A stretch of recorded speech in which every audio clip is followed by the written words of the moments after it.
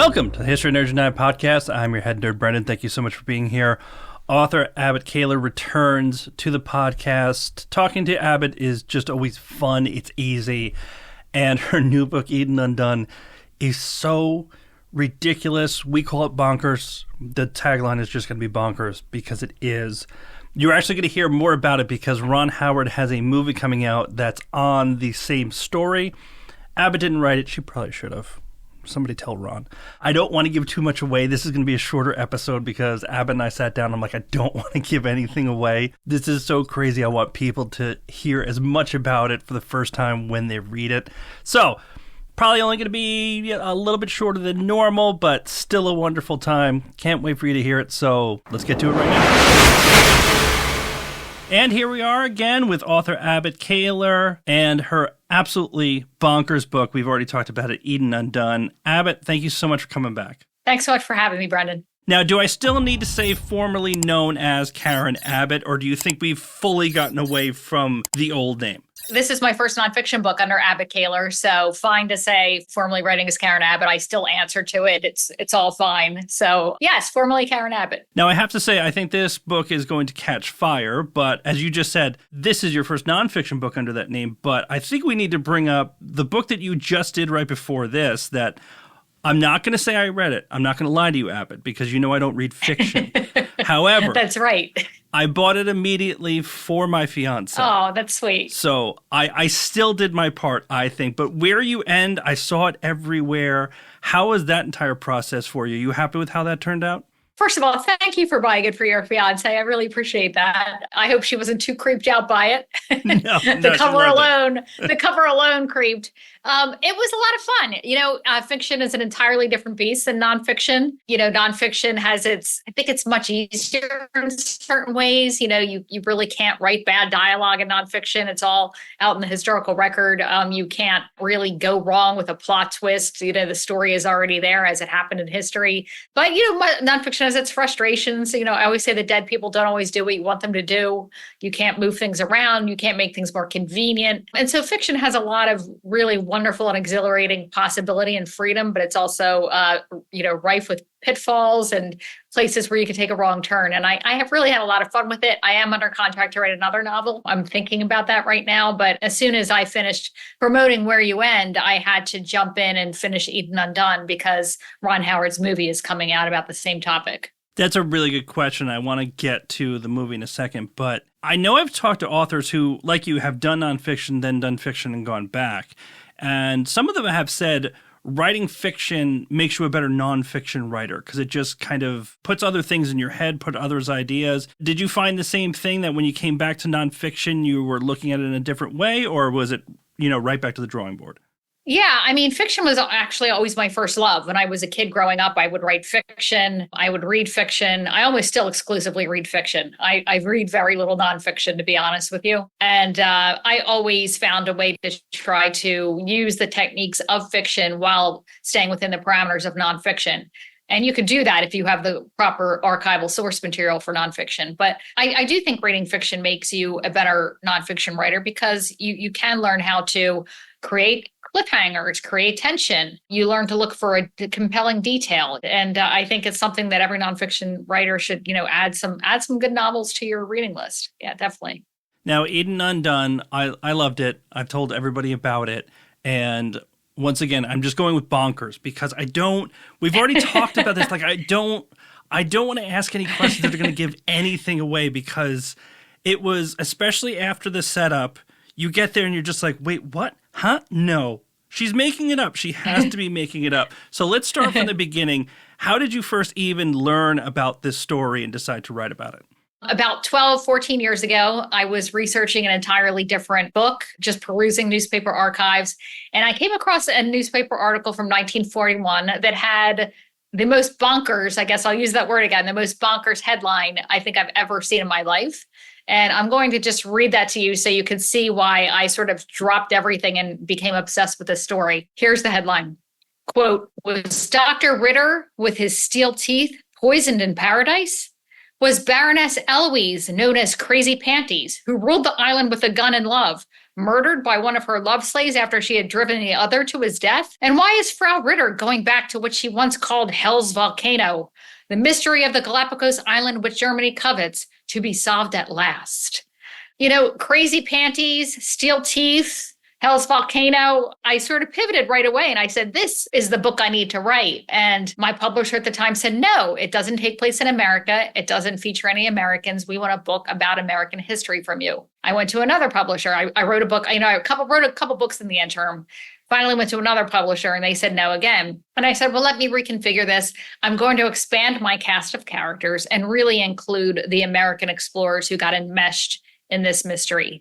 And so a lot of the book, I deal with these American explorers who went to the Galapagos looking for exotic specimens and instead encountered a bunch of equally exotic or even more exotic humans. I'm going to call them weirdos. I'm just going to call them weirdos the whole time. I think that's fair. Now, there is a rumor that I have just started that you really picked this story so that you could make a vacation to the Galapagos and write it off as a business expense. Can you confirm or deny that? I absolutely 100% confirm that.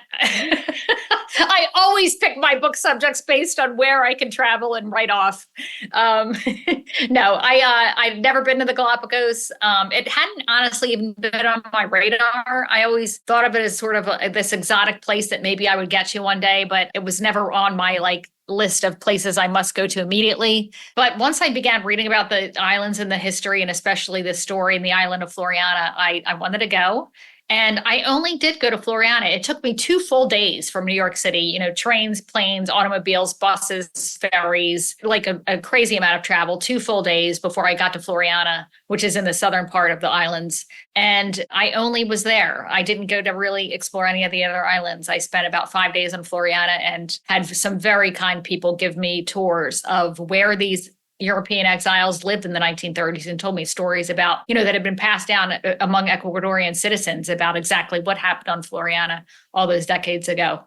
Now, what is Floreana like now? I mean, is it basically the same as it was then? Have people now gone there and started building anything up? What's it like? Oh, back then, it was uninhabited. You had this Berlin doctor, Frederick Ritter, and his lover/patient, Dory Strach, leaving Berlin on the cusp of, the fall of the Weimar Republic, coming to the Galapagos Islands, and nobody was there. They were the only people. It was completely wild. They had to forge pathways and build their own house and figure out how to plant a garden. And doing this, especially Dory, who had multiple sclerosis and suffered from a very painful leg with her condition. And I cannot even begin to imagine how difficult it was in the 1930s. You go there today and it's still a pretty, a lot of the land is rough. It's lava rock. It's not fertile soil. It's very, sort of a dry, barren landscape. It's not your sort of stereotypical sandy, lush tropical paradise. It's a very dark and mysterious and broody place. And today, there's maybe about 150, 200 people there. There's 2 bars that I found. I think there's 2 bars. I went to both of them, of course. The restaurant situation is interesting because if you want to eat there, you have to actually call the place ahead of time, maybe even a day or 2, and let them know you'd like to come in. They don't just open for business at 5 p.m. or whatever. You have to let them know, and they have to make sure there's food. I don't want to give too much away too, but one of the characters in the story, the descendants of that family, still live there today and run 2 hotels along the shoreline. Now, I don't want to miss too many details. Let me ask this question. The good doctor, was he married to Dory? He was not.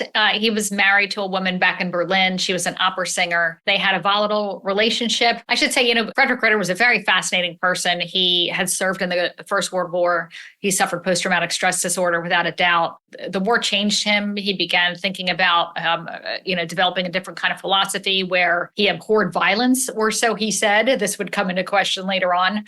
He didn't trust civilization. He wanted to grow his own food. He made his own clothing. He had all these eccentric, sort of eccentric ideas. And he, decided that the only way he was going to be able to test his experiments and live his philosophy was on a remote island where he was not distracted by civilization, which he thought had nothing to offer him.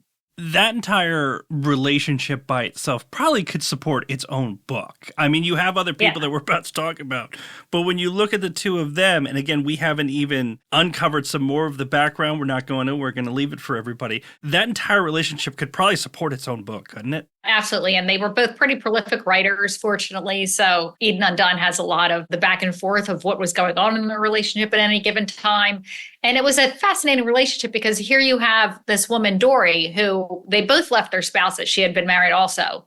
And in the beginning, she was really interested in his philosophy. She thought he was one of the world's great geniuses. And she thought she was almost sort of chosen to be a companion for him, where she would be the conduit by which he would get his philosophy out into the world. It was her job to be his helpmate, his soulmate, to facilitate his genius. And she took this very seriously. She thought it was her life's purpose to serve him. And of course, he came up with all these philosophies that supported that idea that she should be, basically at his beck and call. But Dory's nature was not, she was not submissive by nature. And as the difficulties of the island started to mount, and as other people started to come to the island, the relationship changed. And it changed in ways that Dory was not comfortable with. And she begins to sort of chafe at his directions and his orders and his restrictions on her. Yeah, I don't mean to be rude, but I don't think the doctor was quite Aristotle. No. So now clearly these are just two people who have their issues. They go to a deserted island. Nobody else with a family would think that this was a good idea, right? Everyone just left them alone and nobody else showed up, right? No. Before long, well, what happens is the American explorers, who I mentioned, who I, brought into the narrative, they find Dory and Frederick, and they report this back to the United States. It's picked up in all the newspapers, and people are like, wow, what is this? And of course, we're in the onset of the Great Depression. People are looking for escapism. It started to become, this fantasy that, oh, look at these two. If they could up and leave their lives and go to an island, that doesn't sound so bad. Here I am, unemployed. I can't feed my family. It doesn't sound so bad. This news also reaches Germany, and a fellow war veteran, another German man named Heinz Whitmer, comes over with they also leave their spouses and come over. His lover is Margaret. She becomes pregnant with his child, and they also have a young son. He has a son from his first marriage named Harry, who is sickly and has been nearly blind since birth. And they thought, why not give it a go? And in the Galapagos, it might be good for the boy. The tropical climate could help him. And Margaret, is basically preparing to give birth. She would be the first woman to give birth on the Galapagos Island, hoping maybe in the back of her mind that Dr. Frederick Ritter is going to help her. Of course, Frederick Ritter is really not pleased about this imposition. I have to think, as you're researching this, because we have not gotten to I'm calling them family unit. We haven't got to the third yet. You have to at some point sit there and say, I need to find more documentation on this because this doesn't sound like real life. Yeah. One, just leave her, doctor. Yeah, okay. Now, pregnant woman, deserted island, basically, and they all think this is a good idea. It has to just look ridiculous on the page when you're doing this. Yeah, fortunately, I'm very lucky that everybody involved wrote. They wrote narratives of their experiences. Margaret Whitmer, who the pregnant woman wrote a memoir. Dory Strauss wrote a memoir. Frederick Ritter wrote an unpublished memoir that I had to have translated from German. And there were a lot of letters and things like that. So I was also very lucky to come into an archive that was new, an archive nobody else has seen yet. It was donated in 2020. And of course, I had to see it after COVID. COVID put a lot of my research for this book on hold, but it also gave me an interesting perspective because a lot of the book is about the effects of extreme self-isolation. And I'm writing this book during COVID, a lot of it. So it kind of really put me in the mindset. But there was quite a bit of really great first-person archival source material that I was able to draw from. All right, let's get to it. There's a third. Once again, I'm air quoting. You can't see me. I'm air quoting people. A third family unit shows up. So as much as anyone listening is like, this can't get any weirder or crazier, can you please tell me about the third family unit?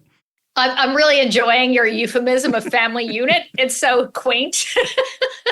Let me just say that this third unit was basically called a festering sex complex. That's one of the visitors who in this called these people sort of, it was an orgiastic family unit, I guess you could say. Anyway, the third family unit consists of a woman, the Baroness, called the Baroness. A lot of people call her a self-proclaimed Baroness, but I was able to discover actual true Austrian Baroness. She comes over with two lovers.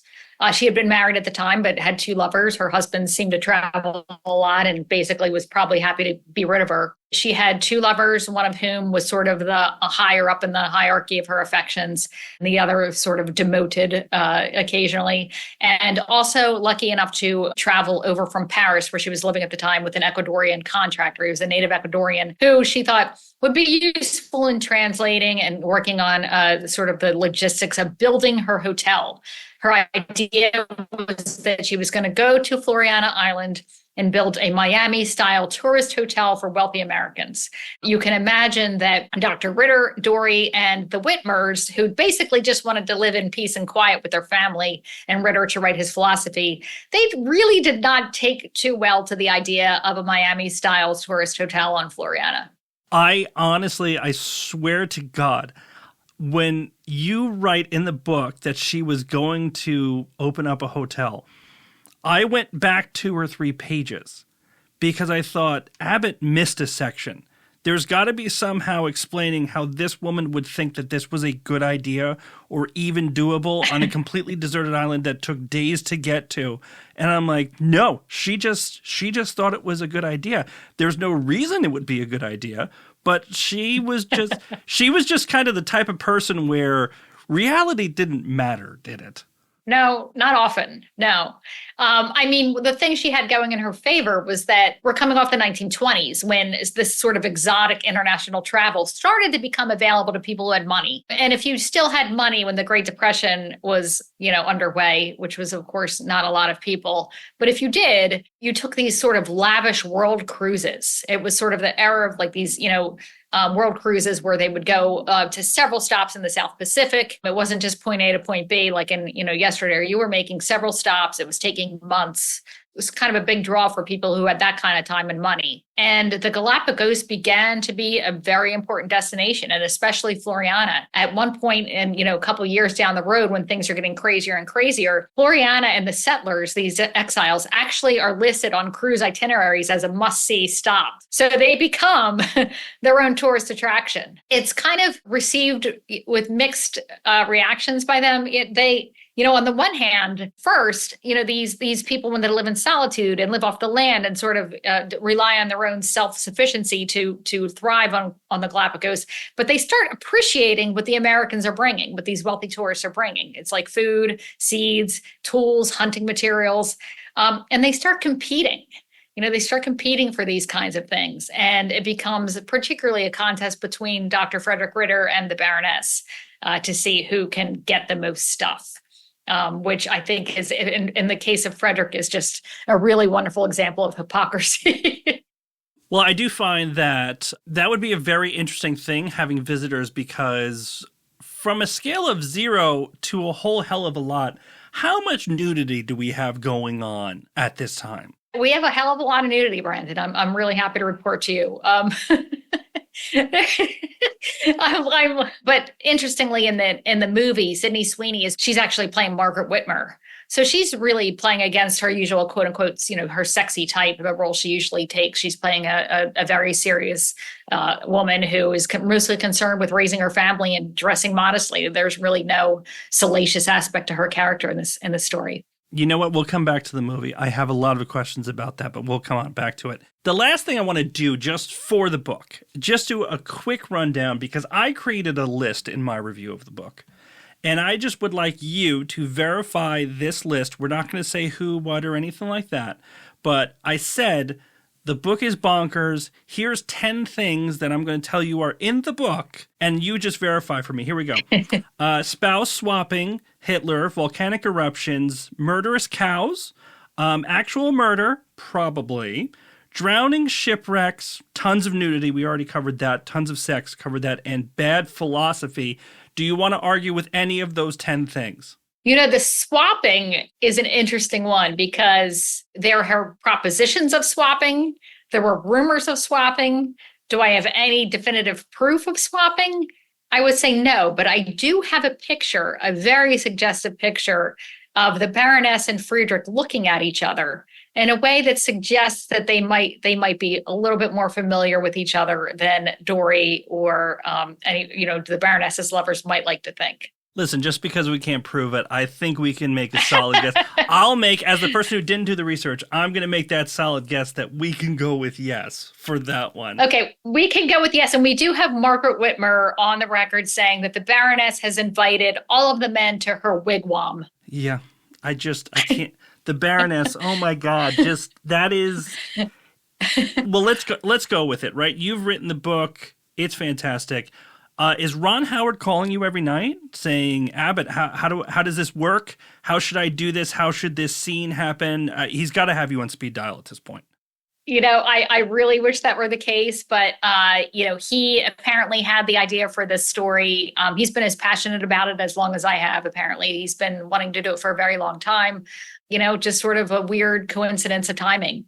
I actually had a custom puppet of the Baroness made for him that I'm going to send to him. I hope he gets it. I hope he gets my copy of the book that I want to send to him. And I'd love to interview him sometime and talk to him about the story. I can't wait to see what he does with the movie. I'm sure it's going to be an incredible movie. How do you feel about the casting? There are a lot of huge names. We already went over two of them, but there's a lot of huge names on this. I mean, Jude Law as Frederick Ritter is just a brilliant. Oh, it's perfect.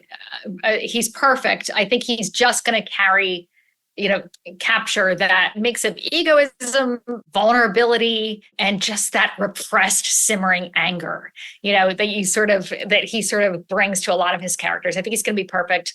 I think Sydney Sweeney as Margaret Whitmer is a brilliant idea because everybody's waiting for Sydney Sweeney to come out and be the sexy one, and she's going to be the practical one who the thing about Margaret is she was sort of a keeper of secrets. She always knew more than what she let on. I think she knows exactly what went down on that island, and she was probably the smartest one out of all of them. Anna de Armas being the Baroness, I mean, come on. Yeah. Anna de Armas is ridiculously hot and beautiful. And I would say the Baroness would probably appreciate the glow up she's getting. I mean, that is quite a glow up. I was not going to say anything about that, Abbott, but there are pictures. Yeah. I saw them. And yes. Yeah, I think she would be pretty happy with it. Yeah. I mean, I think the Baroness, she was probably just one of those people where in her presence, you could not take your eyes off her. I think she just probably had that sort of mercurial quality that some people have. I can't wait to see Anna de Armas as the Baroness. And Daniel Bruhl, I don't know if I'm pronouncing that correctly, but he's playing Hines. And Dory is played by Vanessa Kirby, who I was a really big fan of in The Crown. She played the young Princess Margaret and is in a bunch of other movies and is always excellent. So I just feel like, I think there's a buzz around the movie. And with that cast, I can really see why that's, something that's being talked about as a possibility. All right, back to you. If I could send you back in time, I can only let you talk to one person from the island. Who are you picking? It's going to be the Baroness. Like, it has to be the Baroness. It's got to be the Baroness. I mean, how could I not? How could I not want to talk to the Baroness? I mean, there's so many things to ask her. Now, if I could send you back there for the day, I'm going to put everybody back on there, and there's a bunch of mysteries. Let's just leave it like that. A bunch of mysteries that need to be solved. Do you think that if you had the day to talk to all of them, you could actually, let's just say, solve everything that went down? Or do you think this is one of those mysteries that you're never going to know because everybody had a different point of view? It's a very good question. If the people who actually did talk to them in real time, if they couldn't solve it, I think the only thing I could do is try to go down to that island with a bunch of, engineering devices and start just, trying to search the ground for bodies. I think that's the only way I would solve it, is if I could just find some skeletons and get them identified. That's the only way. When you talk to people today who live on Floreana, and I did talk to a bunch of them, and they said when they were kids and going around and playing on the island, people would say, oh, I heard there was a skeleton in there. I heard there was a skeleton in there. And, it was sort of part of their childhood lore that these people's bodies were just, laying around on the island in various places. All right, last what if for you. If you had to live with one of the, again, quote unquote, family units, which one would you live with, and how long do you think you'd last? God, that's a good question. Do I want to live long, or do I want to get killed pretty quickly? Yeah, it's a very tricky question. I'm very excited about it. I thought of if I have a death wish, I'm going to live with the Baroness. If I would like to live a couple more years, I'm going to say the Whitmers. They really seem to figure out how to make living on a remote island work for them. Margaret, anyone who can give birth alone in the middle of the night in the brush like she did. That woman is a survivor. And if you stick with her, I'm sure, you have a good chance of making it out alive. I think the simplest thing is just say it would definitely not be the Doctor and Dory, because even if you survive, it's going to be so miserable. So miserable. Yeah, although I would enjoy plotting with Dory against him. I think that would be a lot of fun. Yeah, but then you'd have to listen to his philosophy lectures. I'd lose my mind. I know. He was very interested in himself. I will say that. Now, I want to ask you, this has been something I've been thinking about asking authors more, because I don't do it. I know you've already said you don't read a ton of nonfiction, but this is History Nerds United. We're talking about nonfiction. If you were going to read nonfiction, who are your favorite authors putting books out in that? I should clarify that. It's not that I don't read a lot of nonfiction. I probably read as much fiction as I do nonfiction. I should say that. It's people always assume that nonfiction writers strictly read nonfiction, but I really mix it up with and probably favor fiction a little bit. But oh God, there's so many really great nonfiction writers writing today. Among them, many friends of mine, Ada Calhoun, Susanna K. Halen. Pamela Toller just had a great book come out about a Chicago journalist. The Dragon from Chicago. Yes. Kate Moore is one of my favorites.